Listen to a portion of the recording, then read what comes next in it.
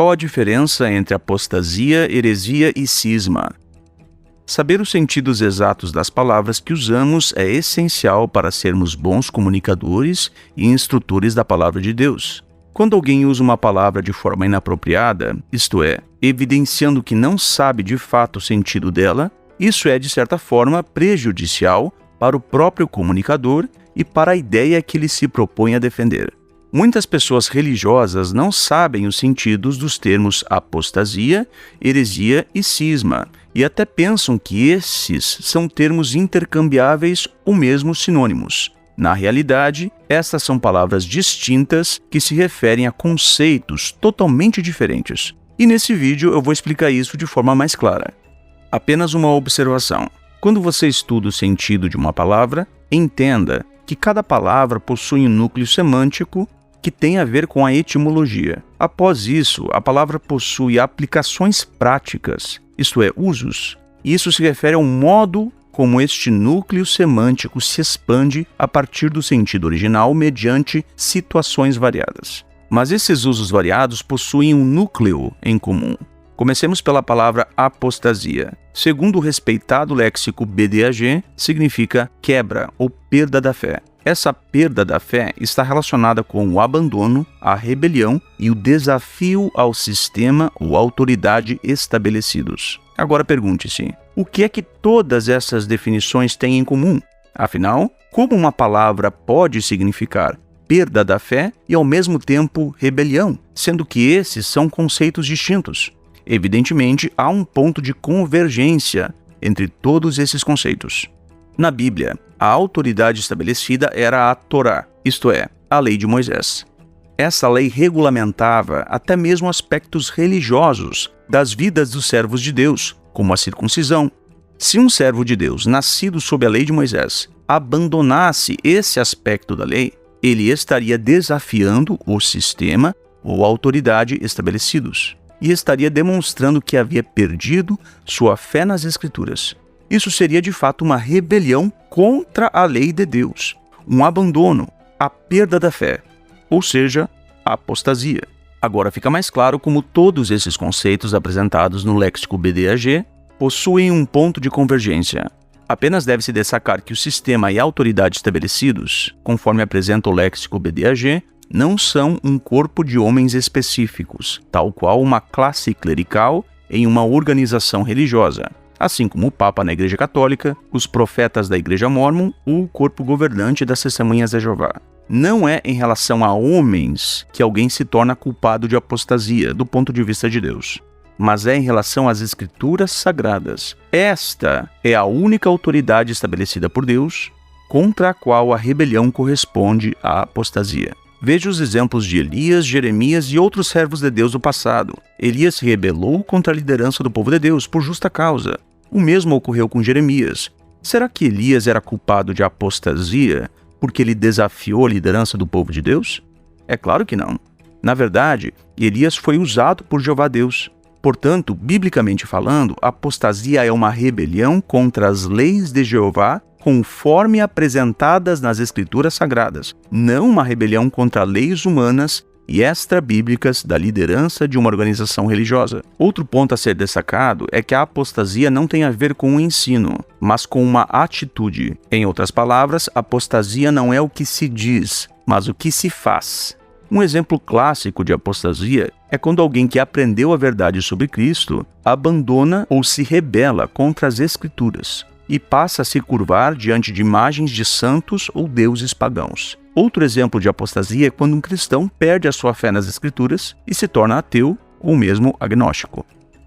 Vejamos agora o sentido de heresia. A heresia é uma facção religiosa fundamentada em ensinos de homens, fora das Escrituras.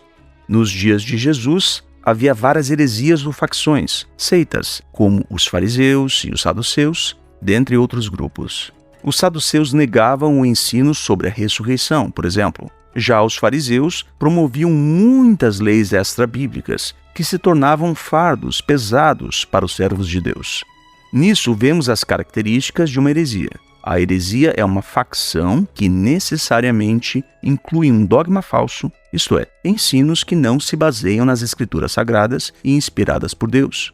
Outra característica de uma heresia é a exaltação de homens específicos como líderes espirituais, como gurus que se apresentam como porta-vozes de Deus, tal como ocorre na Igreja dos Mórmons, com o Papa na Igreja Católica, com o corpo governante das Testemunhas de Jeová e como muitos pregadores e pastores nas igrejas evangélicas em geral. A heresia começa com um ensino falso. Mesmo entre cristãos sinceros, pode haver pessoas que promovem heresias. A heresia é pecado sério e passível de excomunhão. Por isso, os cristãos verdadeiros não devem abrandar heresias e hereges, tentando justificar suas ações por dizerem que eles são apenas homens imperfeitos. De fato, todos nós somos imperfeitos, mas ser imperfeito não isenta a ninguém de ser excomungado quando há justa causa para isso. Alguns exemplos clássicos de heresia ou promoção de seita são o trinitarismo e o unicismo, o imortalismo e o inferno de fogo, o papado ou outra forma de liderança espiritual similar, a predestinação absoluta ou a negação do livre-arbítrio, o amilenarismo ou pós-milenarismo, a exaltação da cruz, dentre outros. Mas a heresia não ocorre apenas em pontos grandes e centrais da fé cristã.